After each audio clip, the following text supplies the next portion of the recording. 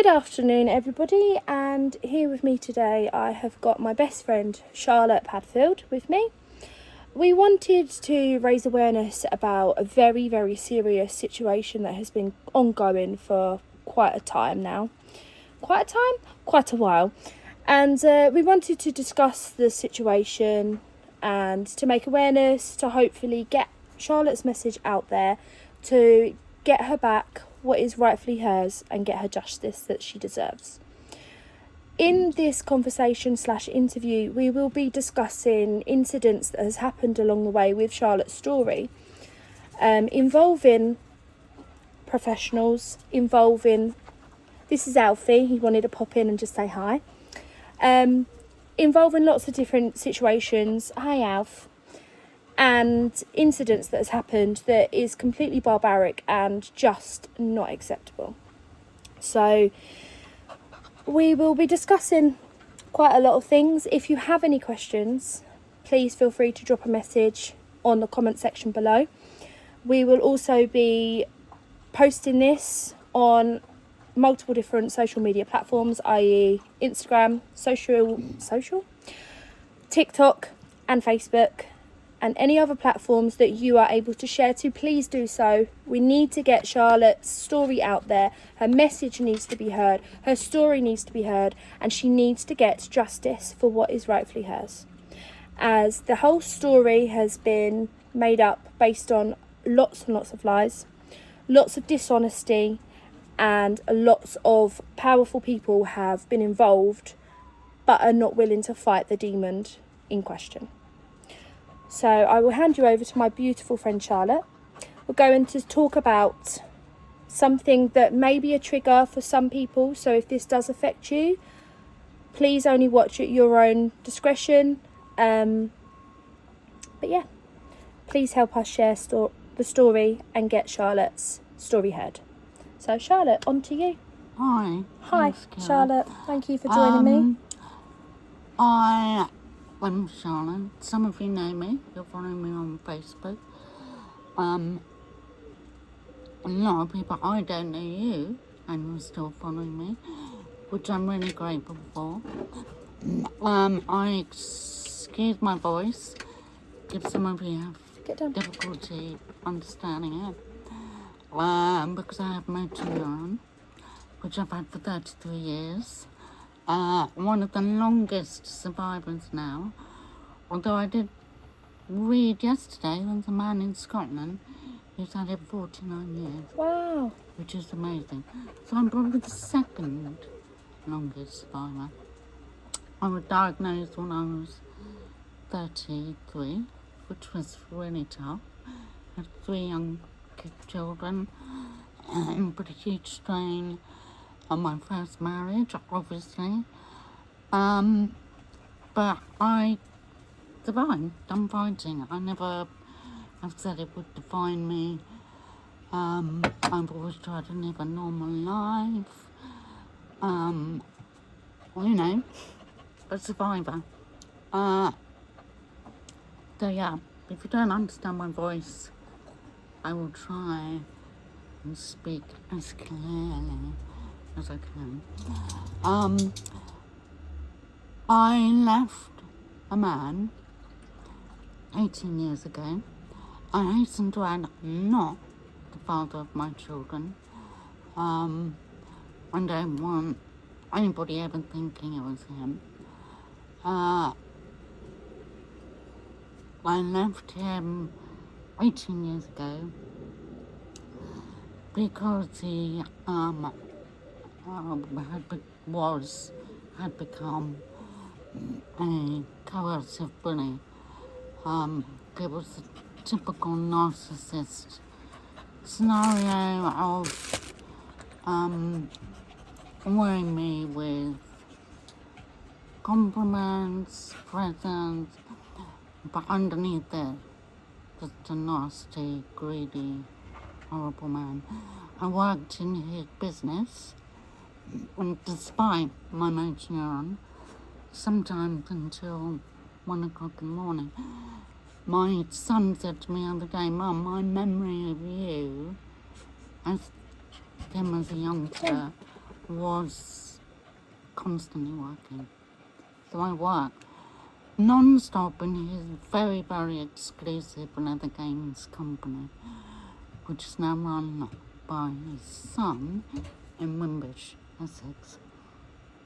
Anyway, I tried to leave.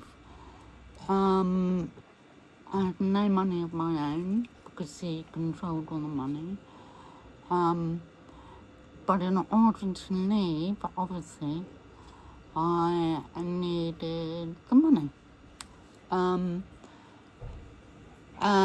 he was very reticent to give any, made it very difficult. And eventually agreed that yes, he'd give me 6 months rent and a year's alimony, which I think for somebody who'd worked for him for 15 odd years was only what was probably due. And I put money into his business, and he, not the best businessman in the world, shut down many companies, Phoenix them, and he agreed to give me this money.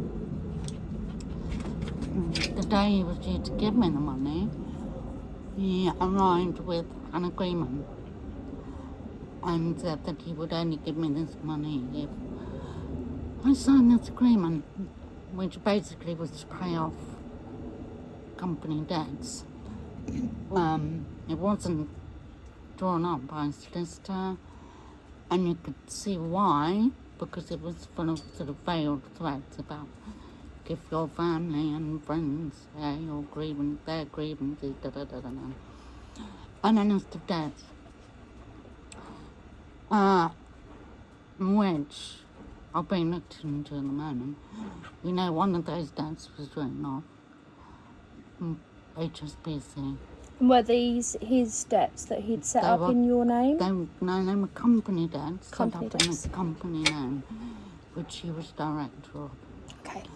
One was a company called World Championship Games and Gifts, which we know was liquidated, and so in all probability that debt was liquidated as well. So all these debts had nothing to do with Charlie. It was just that Charlie worked. Sorry, I call Charlotte Charlie, but for the reference of this video, Charlotte had nothing to do with these debts. They were not in her name. It was just because they become very good friends and she used to work for him and he'd made lots of different debts and now has tried to push them onto Charlotte. But yep, sorry, Kat, back to you. Other debts were for company cars, which every time he had a company car, he traded it in for a bigger and better one. And when I left, he was still driving one of the cars that he had put in his debt list. My own stupidity and naivety at that time, being very young, very, very unwell. I only weigh about 7 stone now, but I think I probably only weighed about 5.5 stone then. Mentally unstable because for the last year of our relationship I pretty much lived in a bedroom with our 3-son. Wasn't allowed any access to the offices, but still had to carry on doing deliveries. So anyway, I very stupidly signed this agreement because I was so desperate to go. And he was a very controlling man, so Yeah. Charlotte's intention and understanding of this said agreement was not what he opposed it to be. Very controlling, manipulative man, very money oriented, and is very dishonest. Very dishonest. Very dishonest, has no feelings of anyone else apart from what's going in and out of his wallet. And the really other sad thing was he used somebody else very vulnerable in that the witness he chose out of the possible 10 members of staff he could have chosen, he's laughing at the dog. I'm sorry, the dog was just spooked by the rabbit, sorry. Was a non-functioning alcoholic. She and I were very close. I took her in a rehab. She sadly now died, which is really sad because she could have witnessed all this. Anyway, he used her. They basically abused two vulnerable women. Did he always choose and target vulnerable people, Charlotte? Did he ever target or choose somebody with mental capacity and somebody that was bodily able to make a decision for themselves? Yeah. And there were various members of staff he had. One in particular who I won't name.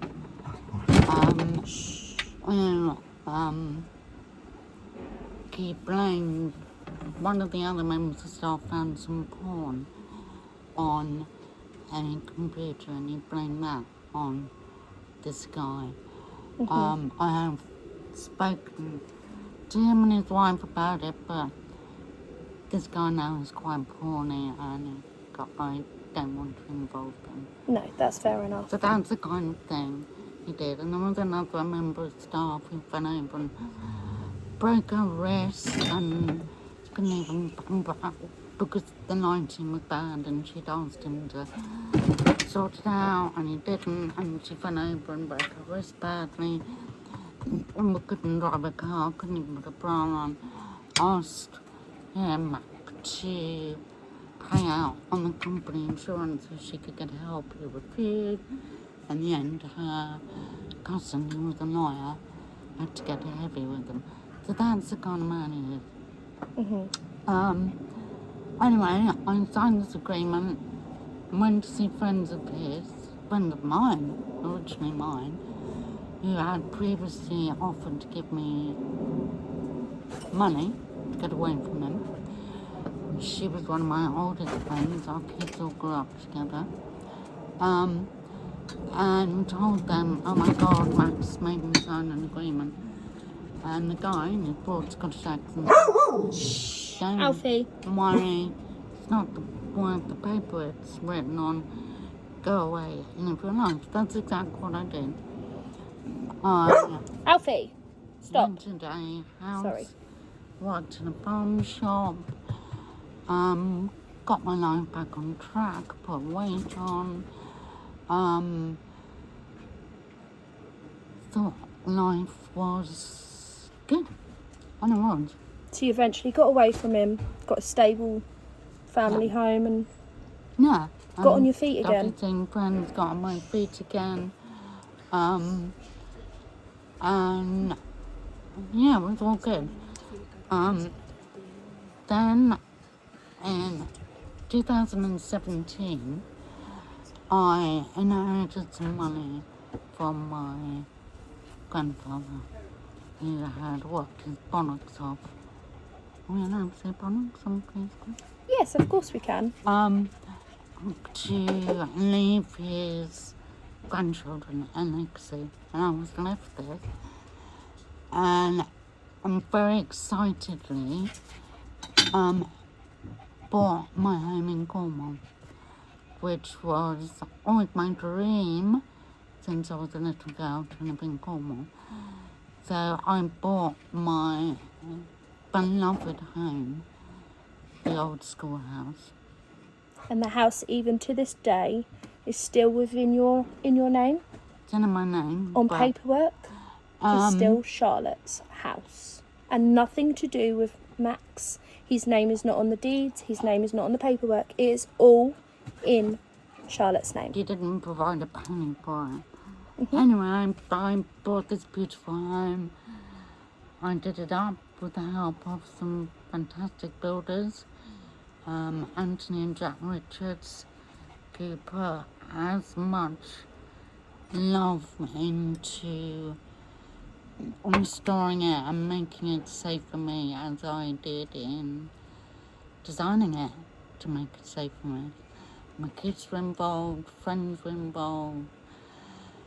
we saw through COVID, and I ended up with a home that I could spend the rest of my life in safely. It would be great for my needs as I got worse. I had the ability to be able to have a living carer, minutes from the sea, which is fantastic for my health.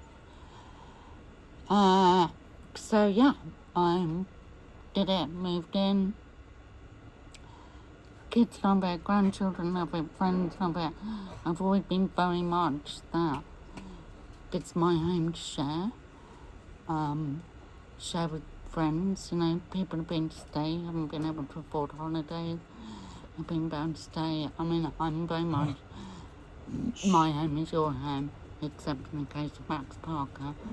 And then in 2022, what's that, 25, 22, 23, I suddenly got a letter from Aviva Equity Release because I'd taken out a small equity release mortgage to pay my tax. And then sent me a letter saying, we've just had information there's an interim charge on your house. I'm like, oh my God. So, with the name of the solicitors who had done this, so I immediately phoned them or emailed them.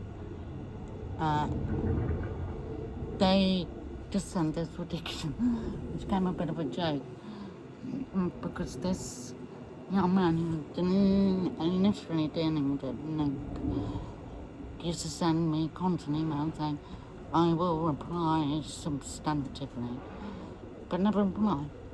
And really it was them that should have informed me that this charge was on, but it wasn't, it was a beaver. So then started rolling this whole court case.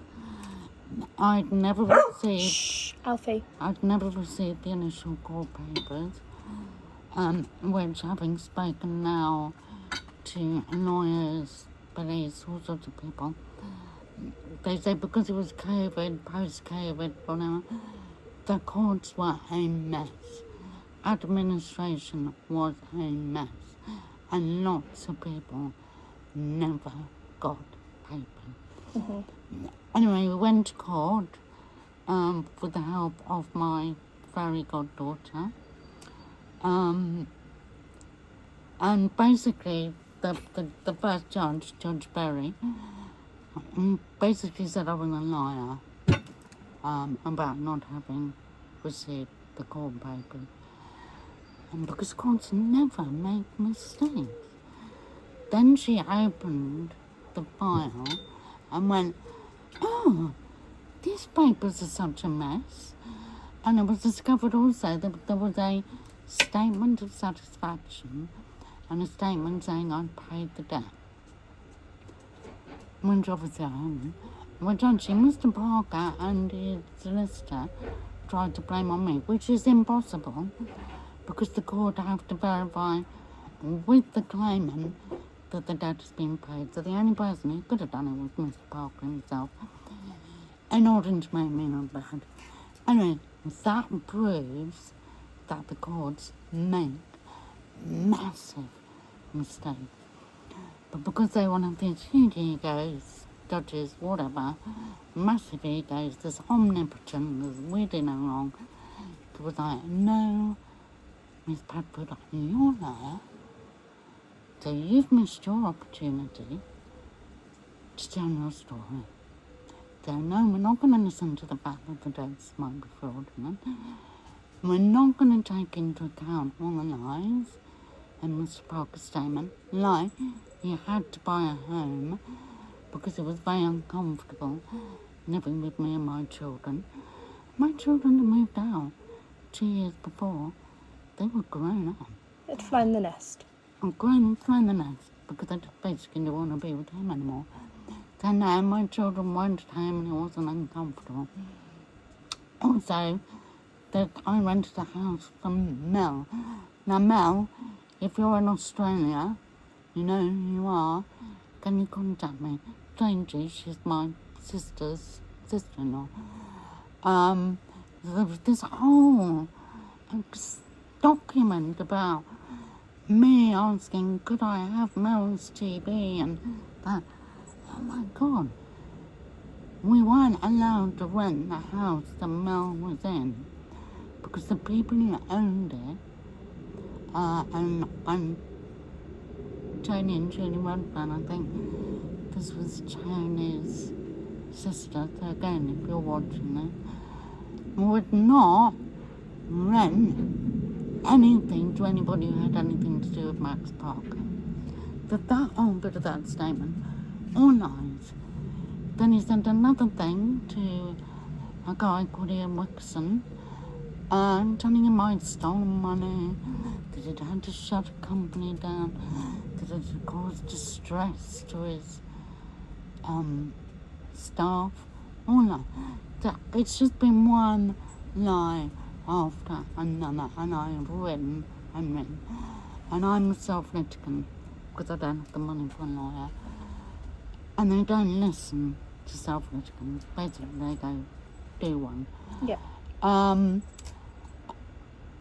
I now have probably over 10,000 bits of paper that I've researched, sent emails, everything over the last couple of years. Anyway, calling back every time a bill turned down. One thing I thought I was allowed to go to but couldn't speak. Okay. Over the years, my darling GP, Dr. Joanne from Gold Street Surgery, big shout out to her, has written so many statements and letters to the court telling them how dangerous this is to my health, asking them why the domestic abuse, which is recorded, is not being looked at. Did the court at any point take any of these medical records or statements or letters from your GP? Have they, courts or solicitors, ever taken any of them into consideration? No. Also been endless witness statements from friends, you know, so much. Pap work, I have my lungs checked, they've written. My MND clinic in Addenbrooks, they've written. Every single medical statement has been ignored. Every single one. Even so, that about 6 months ago, young Mr. Jones, the solicitor from Stephen's came, when I was appealing to stay in my house because of safeguarding issue, sent me a letter saying, Miss Birdville, we have nothing to prove that your health is in any way deteriorated, despite them backing a letter from my GP a week before. This company, heinous, stay clear. Disgraceful. Anyway, they counterbolted on and on and on. I fought like a tigress because I know the truth. And I'm not letting a home where I feel safe, where my children have built memories, where my grandchildren have built memories, where I can live the rest of my life, and I intend passing away now. Not yet, because I'm going to beat you, Mr. Scottish 49-year man. But it's my safe place, and people borrow money from my grandfather. So, Max Parker, greedy, vicious man, who, by the way, lived in a very big, expensive house with a natural swimming pool, just sold another house for $800,000, drives a big swanky Range Rover. He doesn't need my money. Nope. He doesn't need to destroy me. He doesn't need your money, and the only reason why he wants to set out to destroy you and your home is because he can. And this is what narcissistic, controlling people do. They have an intention, and they continue, no matter what gets in the way, to push everything out of the way so they can destroy the person that they are set out to hurt. And this is what we are trying to stop. Yeah. Because he's not been involved in Charlotte for multiple years, and now he's realised that he can wiggle in and destroy her home for the rest of her life, where she can, like Charlotte's already said, live comfortably, have a carer as and when required, not have to have any accessible difficulties, because her home has been adapted for her needs. Not his, not mine, not yours, Charlotte's. And he's set to destroy that. And we need to get this message out. We need to get Charlotte's story out to stop him, to make the lawyers and the solicitors and the court listen to the truth. And there's nothing more truthful than the person themselves telling you and me and everyone else watching this video the truth, exactly as it is. You think this story is bad, it gets worse. So, yeah, I've been 2 years fighting like a tiger. I've been so blessed with some amazing friends. This beautiful girl. Angela and Giuseppe, Jerry, Candida, Katie, Julia, Bernard, Julia Perry. Oh my God. And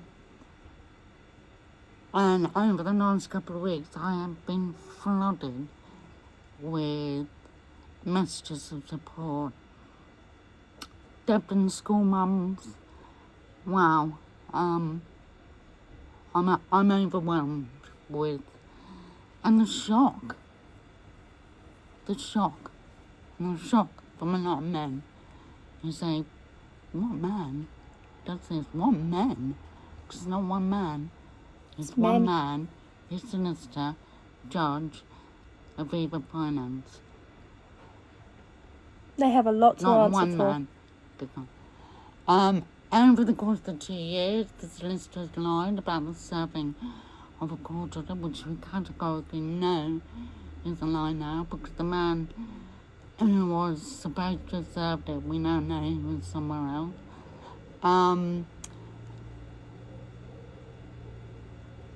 they obtained my financial information from Aviva with unlawful documents. Aviva admitted they'd made the mistake, but gave 4 different reasons for doing it. And that information they gave was the only information that the court had that they could base a forced sale on, because they had no information for me, because they mucked up and lied about the serving of the court order. And the solicitor himself said that it was Aviva's information and Aviva's unknown that enabled them to get a forced sale. Now Aviva are now saying, yeah, we know we did wrong, but we haven't done you any harm. Yes, You have. You have caused me, Aviva, to lose my home, to become very unwell, to put my family through a huge amount of stress, to put my friends through a huge amount of stress, even my dog through stress, and a very lovely man called Chuck. It's not fair. You have some anxiety issues. You, all of you, have affected him. You start hurting the people I love, and I become even more of a tigress. And everybody's saying, don't give up, keep fighting, gotta get the story out, and I will. Somebody wants to do a film. Meryl Streep, I've asked her to be me. Good. Yeah? Yeah. So yeah, the story will get out now. It will. And I like to think it's a story of showing women and men are abused, and people with health issues, you can fight. You can fight. Can do it. Anyway, the don't catch a bullshit. I lived on my car on my driveway for a month. And if you're not following me on Facebook, there's a whole friend of mine sent me a message today saying, I actually thought you were writing a book and you were just publishing it. Unfortunately, that's not the case. Yeah, It's so real. That's exactly what she said. Hey, Alfie. And they've now removed all my belongings from my home. Without Charlotte's permission, without Charlotte's knowledge, and knowingly doing it when they knew that Charlotte was not at the property. Yeah. I come back up to Essex to see the police about an assault. They knew that.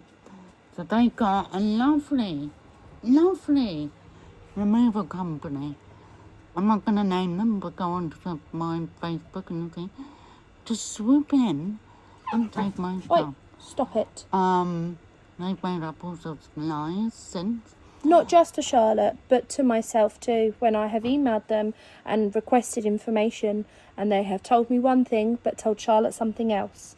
Yeah. So even a company that you are paying to do a job for yourself, which is a normal, everyday job, people move house all the time.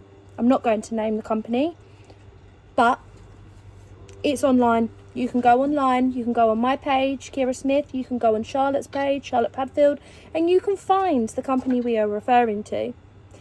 You can find the information all online on both of our accounts because we are sharing it every single day, day in, day out. They have lied to a said customer. Although Charlotte did not give her permission, she had no knowledge about her house being cleared. Her house, her items, her belongings, her property. No one else's belongings, just Charlotte's. Also, wouldn't you think when a removal company went in and saw a house that was set up for living? I mean, when I left, my grandchildren's toys were still out for Christmas. Shoes, boots, coats, Sorry, it's my little food one. in the fridge. Yeah. Fridge full of food. I think also my dirty knickers were still in the washing machine. More for them for snooping. And yeah, so they swoop in an empty house. Wouldn't you think that at some point they go, This is a "Hang on bit minute." weird. But again, Sinister didn't tell me they were doing that. My wonderful friend Louise from Varian sent me a message saying, Charlie, do you know there are removal men in your house? So, I think, right, I'm going to get in the car and drive down and stop this. Because I've literally left the driveway for a couple of days. Before we explain the next thing, there's a question that I know a couple of people are probably going to ask in regards to, well, why didn't you go in your house? He had changed the locks, whether that was Max that changed the locks or the solicitors. One of them changed Charlotte's locks to her home, yet again without her knowledge, without her permission, stopping her from gaining access to her home. What they did was they did what they call a no prior warning eviction, which again, they knew I was away from the house. They tried 2 evictions and failed. They knew I was away from the house because they knew I was in Essex, giving a statement to the police about domestic abuse. They knew it. So that's when they swooped. Anyway, I last Thursday the 18th, which is when they started clearing my stuff out, I drove down. I had sent emails to the solicitor, but the police had also spoken to a couple of friends of mine and said, she's fine, she's on the way to her home, she's okay, she's angry, she's fine. But the solicitor put out a warning that I was missing and vulnerable, I think, along with the beaver. But was not missing. I wasn't missing and I wasn't vulnerable. She was going home. Half an hour away from my home, I've been putting down at 65 miles an hour on my lovely journey to Cornwall, which I love. Coffee, egg sandwich. 11:30, half an hour from my home. At night, in the dark. Yeah. I started getting chased by the police. 2 abreast police car. Lines on, lines off, lines on, lines off. Chased, then they pulled back. I got a bit panicky. But like anybody would, if you had a police car sat behind you whilst you're driving, you're trying to concentrate, you're trying to adapt your driving style to the stability of the road, other road users, the weather, and you've got a police car behind you with lights going on and off, and then the sirens going on and off, you would go, oh, do I need to pull over? But then if they go off, so you go, oh, okay, maybe they were stood down about another job. So you wouldn't automatically think they're after me because they're going on and off, on and off. You would then, as a driver, I know I would, go, oh, that's a bit weird. Oh, they're not chasing me. They're not telling me to pull over. Their lights have gone off. I'll carry on driving. Like any normal human being, their signal for lighting, sirens, didn't even ask her to pull over at any point. That would have confused anybody. Anybody driving a car would have gone, okay, if they want me, they'll make it clear. They did not at any point make it clear they wanted Charlotte to stop her vehicle. Back to you. Sorry. Yeah, so I got a bit panicky because you have to be aware that over the last 2 years I've been very much on fight or flight. And the police actually said to me a couple of weeks